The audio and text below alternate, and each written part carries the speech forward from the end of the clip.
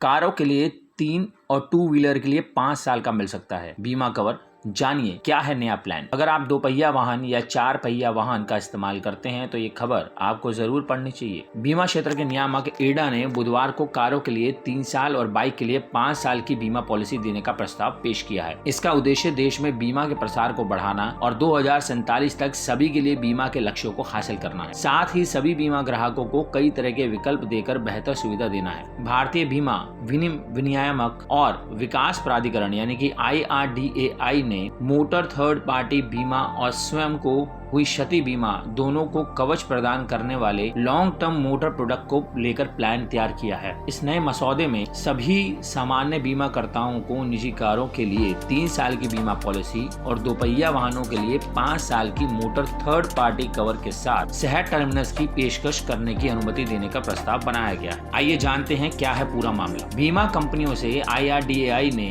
1 सितंबर 2018 से या उसके बाद खरीदी गई नई कारों और 2 पहिया वाहनों के लिए long term insurance policy offer करने को कहा था, लेकिन 1 सितंबर 2019 से उस गाइडलाइंस में छूट दी गई थी। उस समय कहा गया था कि यह नियम सिर्फ नए निजी वाहनों पर लागू होगा, पुराने वाहनों की पॉलिसी रिन्यू पर लागू नहीं होगा। एडा ने अब इसमें सुधार किया है। इस मामले में बीमा नियामक IRDA ने 25 नवंबर को कई सुधारों की मंजूरी दी है। इसमें बीमा कारोबार के लिए प्रवेश नियमों को आसान बनाना और सॉल्वेंसी मार्जिन में कमी शामिल था। बीमा नियामक ने अपनी बोर्ड बैठक में निजी इक्विटी फंड को बीमा कंपनियों में सीधे निवेश करने की अनुमति दी। IRDA का कहना है कि कोई इकाई जो चूकता पूंजी का 25% तक और सामूहिक रूप से सभी निवेशकों का 50% तक निवेश करती है, उसे बीमा कंपनियों में निवेशक माना जाएगा। इससे अधिक निवेश करने वाले को ही ओरिजिनेटर या जनक माना जाएगा। पहले ये सीमा व्यक्तिगत निवेशकों के लिए 10%